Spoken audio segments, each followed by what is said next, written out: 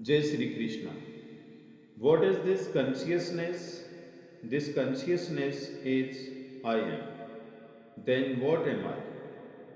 I contaminated consciousness. I am means I am the Lord of all. I survey. I am the enjoyer. The world revolves because every living being thinks that he is the Lord and creator of the material world.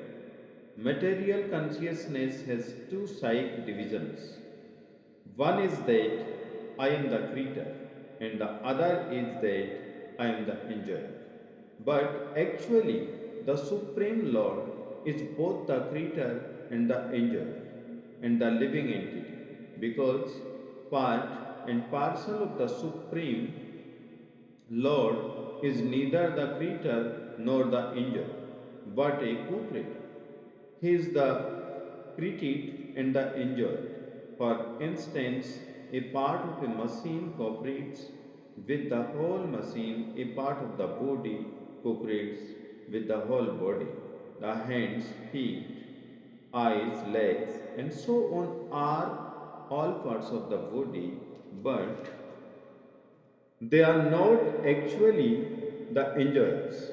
The stomach is the enjoyer.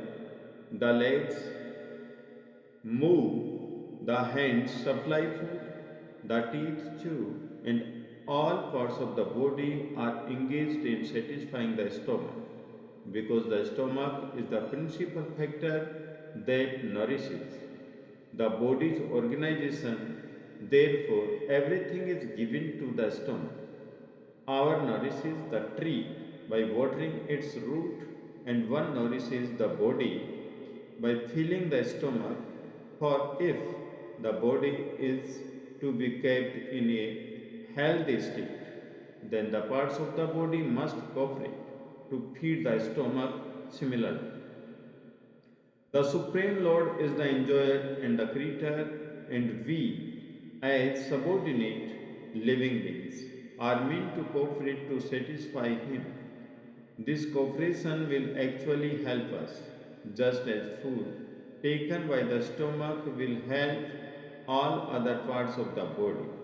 If the finger of the hand think that they should take the food themselves instead of giving it to the stomach, then they will be frustrated. The central figure of creation and of enjoyment is the Supreme Lord, and the living entities are cooperators. He, by cooperation, they enjoy. The relation is also like that of the master and the servant. If the master is fully satisfied, then the servant is satisfied. Similarly, the Supreme Lord should be satisfied, although the tendency to become the creator and the tendency to enjoy the material world are there also in the living entities, because these tendencies are there in the Supreme Lord who has created the manifested cosmic world. We shall find, therefore, in this Bhagavad Gita that the complete whole is comprised of the supreme controller, the controlled living entities, the cosmic manifestation, eternal time, and karma or activities. And all of these are explained in this text. All of these taken completely form the complete whole, and the complete whole is called the supreme absolute truth. The complete whole and the complete absolute truth are the supreme personality of Godhead, Sri Krishna. All manifestations are due to his different energies. He is the complete whole. It is also explained in the Gita that impersonal Brahm is also subordinate to the complete. Brahm is more explicitly explained in the Brahma Sutra to be like the rays of the sunshine. The impersonal Brahm is the shining rays of the Supreme Personality of Godhead. Impersonal Brahm is incomplete realization of the absolute whole, and so also is the cooperation of Paramatma in the 12th chapter.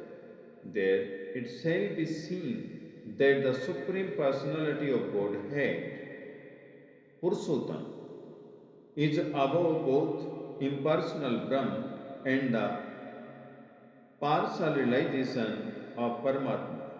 The Supreme Personality of Godhead is called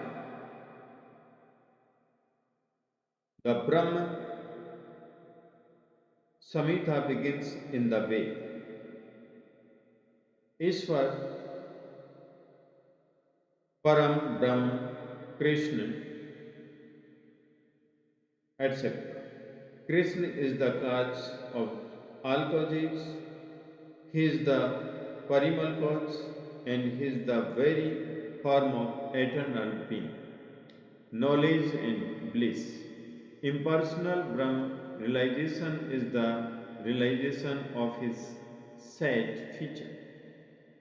Paramatma realization is the realization of the set means eternal knowledge feature, but realization of the personality of Godhead, Krishna, is realization of all the transcendental features.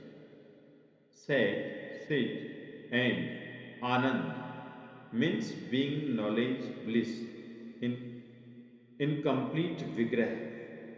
Jai Sri Krishna.